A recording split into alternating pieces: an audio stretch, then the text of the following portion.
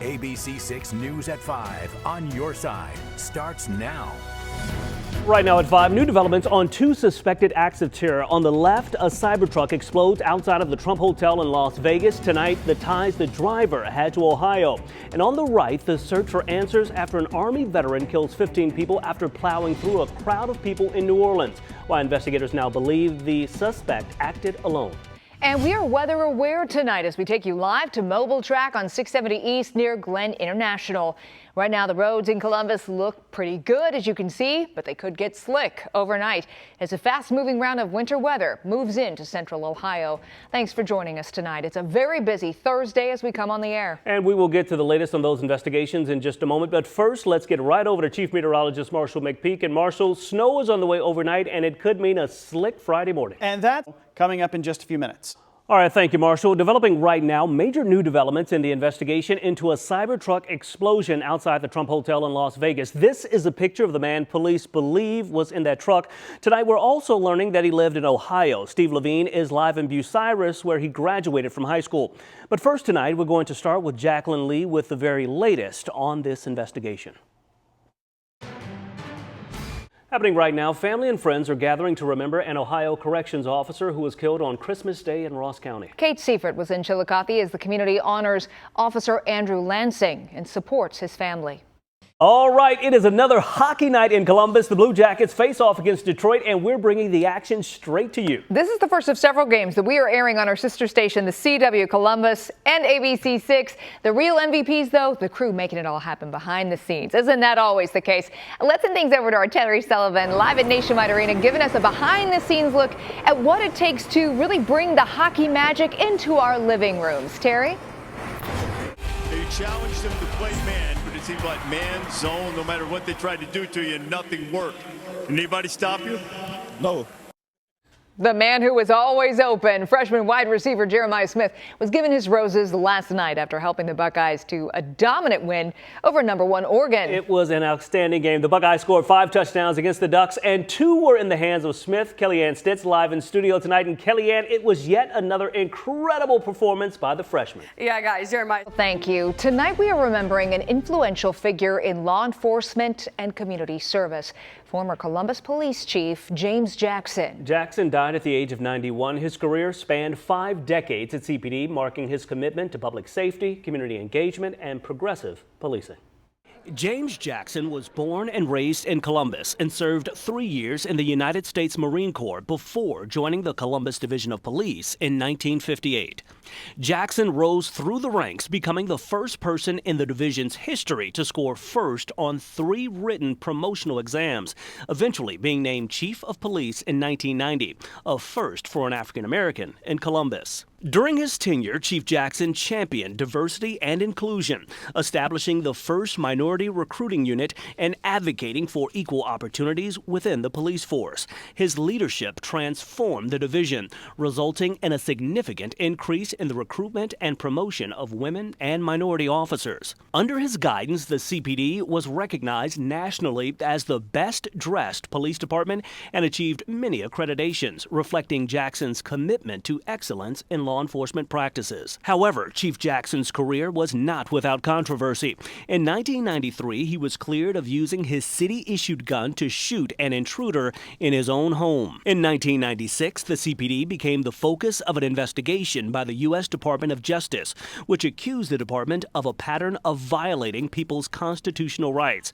Among the allegations, racial profiling during traffic stops. The division decided to fight the allegations, ultimately prevailing. That same year, Jackson was suspended by the city as a part of an investigation into allegations from an informant that the chief had impregnated an underage prostitute, an informant who was later found to be unreliable. I think that what was done was wicked and ill-advised, and I think my day in court should be coming about. Jackson got his day in court, filing a defamation lawsuit against the city that dragged on for 11 years. Finally, in 2008, Jackson settled the lawsuit, agreeing to leave the force after the city agreed to name its training facility the James G. Jackson Columbus Police Academy. Recognizes me for being here for a number of years and hopefully for doing a good job. On March 16, 2009, 51 years to the day that Jackson first walked into the Division of Police, he walked out for the last time. I've been here 50 years, and I'm proud of those years. They've been good years as a whole. There have been a few ups and downs, but the ups have been more frequent than the downs. Chief Jackson had been a beacon of hope and change for many in Columbus. His motto, act justly, love mercy, and walk humbly, resonated throughout his career. He was said to have inspired countless people both inside and outside the Division of Police. We're just over an hour away from the Blue Jackets being brought to a wider audience. Their game tonight against the Red Wings is airing on our sister station, the CW Columbus, the first of several games that we are airing for you. We are excited about this. Terry Sullivan is giving us a rundown of everything you need to know tonight. She joins us live again from Nationwide Arena. Of course, Terry, you'll be telling us all about the support from the ice, of course, and the team in just a moment. But first, I know you have more on a special way the players themselves support Johnny Gaudreau's legacy. Tell us more. Tomorrow, though, the 119th Congress will be sworn in on Capitol Hill. Their first order of business, elect a Speaker of the House. The Republicans, of course, are set to hold one of the slimmest majorities in almost a century. Current Speaker Mike Johnson could be in for a tough fight to keep his job. Atra El-Nashar has the full story. We're learning new details on the investigation into the Cybertruck explosion at Trump Tower in Las Vegas. We are learning the suspect, Matthew Leibelsberger, lived right here in Ohio. Steve Levine tracked down people who knew him and has the very latest from Bucyrus, where he lived and graduated from high school. As the community mourns Officer Andrew Lansing, we're getting a new look at the conditions inside Ross Correctional Institution. We've been flooded with calls and emails about inmates being mistreated. Now we know the state inspected the facility on New Year's Eve. Stephanie Dupre is here. Steph, what are you learning? Well, Stacia, the Buckeyes are just 2 games away from being crowned the best team in college football. They rolled over the top-seeded Oregon Ducks 41-21 to roll right into the college football semifinal in Dallas, Texas. The Buckeyes asserted their dominance, racking up 500 yards of total offense. Quarterback Will Howard finished with 319 passing yards and 3 touchdowns, 2 going to freshman phenom Jeremiah Smith. Ohio State is playing its best football in the most important stretch of the season, and head coach Ryan Day is confident his team can and will win it all. We're fighting to keep this team together because we have a great group of guys together, and I think that we believe that when we're executing at a high level, that we can play with anybody in the country. The Buckeyes are back in Columbus with new hardware and hungry to get to work. The team prepares for a meeting with the Texas Longhorns next Friday in the Cotton Bowl Classic. Kickoff is scheduled for 7:30 p.m. And that includes, for me, today is my last day here at ABC6 and Fox 28, and I am leaving with a grateful heart. The friends I get to work alongside each day are some of my favorite people on the planet. Many of them you know: Marshall, Rodney, Isabel, Kate, Terry, Elisa.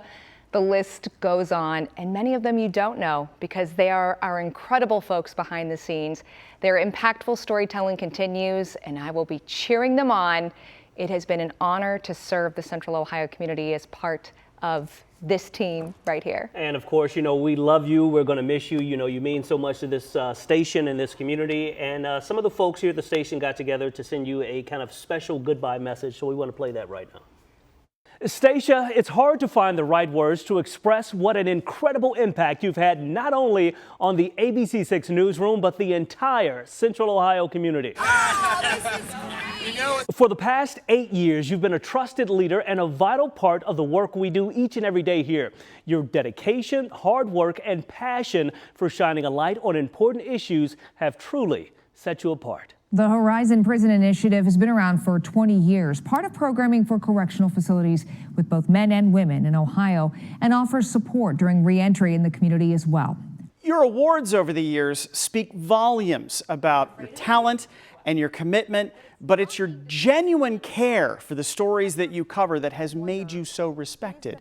Whether you were bringing attention to human trafficking or the opioid epidemic or the struggles and triumphs of those folks transitioning from justice involvement, your work has gone beyond the reporting. It's made a real difference in people's lives. What instruments can't you play? I can't play the bagpipes. Your passion for our service members and their families is another example of your heart for the community. The work you've done with the USO and your deep connections with the military reflect a level of selflessness that we all admire. It's rare to meet somebody whose professionalism is only matched by their compassion, but you have embodied that every single day. One of the things we hear a lot about when it comes to the need for blood is type O. You know, forget the midway. The real action is out here on the lake. Safety, of course, a priority as I just pretend to know what I'm doing. We'll miss your leadership in the newsroom, but we're also incredibly grateful for the mark that you've left. You've inspired and mentored so many of us, showing what it means to be a journalist who truly cares. Your legacy of excellence will continue to guide us, and your contributions will be felt for years to come. Maybe it's the lunch. Yeah. Oh. Cheese with pickles over their homemade dough. And more ranch. Here we go. How do you like it, Steve? Okay, the face says it all. Just kind of like you would slurp soup. Because it's It went down the wrong pipe. This bedazzled jewels protector expected to fetch at least $36,000. Did you just say bejeweled jewels protector? Yes. And Bless it. Yes, am I wrong? I have more to say, but perhaps I shouldn't. Thank you, Stacia, for everything you've given to the newsroom, to the community, and to all of us who have had the honor of working with you every day. As you take this next step in your journey, know that your impact will never be forgotten. We wish you nothing but the best, and we know you'll continue to inspire everyone you meet.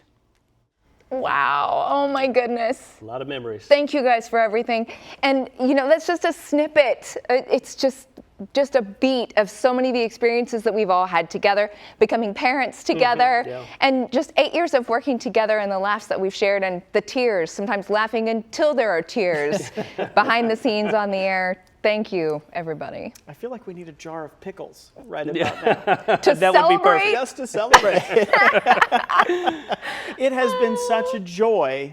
And, okay, we cried earlier. Let's not do this again. This guy definitely shed some tears. I'm a mess. We're going to miss you a lot. You're not getting rid of me. I'm your annoying little sister forever. Again, she brings age into this every time. But no, it has been an absolute joy, and we're going to miss you more than you can possibly know. Definitely. Thank you, guys. We wish you the best. And we'll let you sign off. Thank you, everyone. Have a good night. Good evening, Columbus at 7.